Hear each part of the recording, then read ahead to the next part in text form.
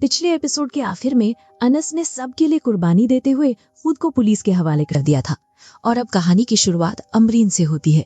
उसकी आंखों में बेचैनी और दिल में गहरा पछतावा साफ दिखाई देता है। वो बार बार खुद को ही दोष देती है कि अनस को इस मुश्किल वक्त में अकेला छोड़ दिया गया। वो कहती है कि घर की बेजान चीजों से भी इंसान को लगाव हो जाता है। फिर अनस तो एक जिंदा दिल इंसान है, फिर किसी को उसकी तकलीफ क्यों महसूस नहीं हुई? हर लफ्ज के साथ उसका दर्द और गहरा होता चला जाता है। उसे अफसोस है कि जब वो पाकिस्तान से वापस जा रही थी उस वक्त अगर अनस को भी अपने साथ ले आती तो शायद आज ये दिन कभी न देखना पड़ता। लेकिन उस वक्त उसके अपने शौहर ने इजाजत नहीं दी थी और उसने मजबूरन खामोशी इख्तियार कर ली। मगर रशीद की सोच बिल्कुल अलग होती है। उसके नजदीक अनस अपने ही घर में है, उसके अपने चाचा और दादा उसके साथ है, इसलिए इतनी फिक्र करने की कोई जरूरत नहीं। लेकिन अमरीन का दिल इस बात को तस्लीम करने के लिए तैयार ही नहीं होता। वो जानती है कि घर सिर्फ दीवारों का नाम नहीं होता, घर वो जगह होती है जहाँ इंसान को मोहब्बत और अपनापन मिले। और अनस को तो बचपन से सिर्फ जिम्मेदारियां मिली है, मोहब्बत बहुत कम। इसी दरमियान अमरीन एक और बात कहती है जो सीधा दिल को छू जाती है।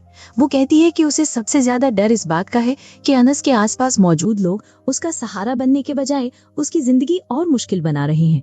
और अब तो हद ये हो गई है कि एक बेकसूर लड़के को पुलिस स्टेशन तक पहुंचा दिया गया है। ये सुनते ही रशीद भी खामोश हो जाता है। उसे पहली बार एहसास होता है कि बात इतनी छोटी नहीं जितनी वो समझ रहा था।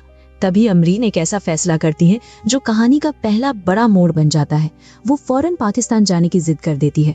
रशीद हैरान रह जाता है। वो समझाता है कि इतनी जल्दी टिकट मिलना आसान नहीं, सफर भी महंगा है और इतना बड़ा फैसला एकदम नहीं लिया जा सकता। लेकिन अमरीन के लिए अब पैसे की कोई अहमियत नहीं। वो साफ कह देती है कि वो किसी से 1 रुपया भी नहीं मांग रही। जो कुछ कमाया और बचाया है उसी से अपना सफर करेगी, क्योंकि इस वक्त उसे सिर्फ एक ही फिक्र है, अनस, और उससे भी ज्यादा अपने वालिद की। उसे डर है कि कहीं इस सदमे की वजह से उनकी तबीयत और न बिगड़ जाए। इधर पाकिस्तान में रात का सन्नाटा अनस के लिए और भी भारी होता जा रहा है। पुलिस लॉकअप की ठंडी जमीन पर बैठा हुआ अनस खुद से ज्यादा अपने दादा के बारे में सोच रहा होता है। उसे पता है कि दादा ने शायद कुछ खाया भी नहीं होगा।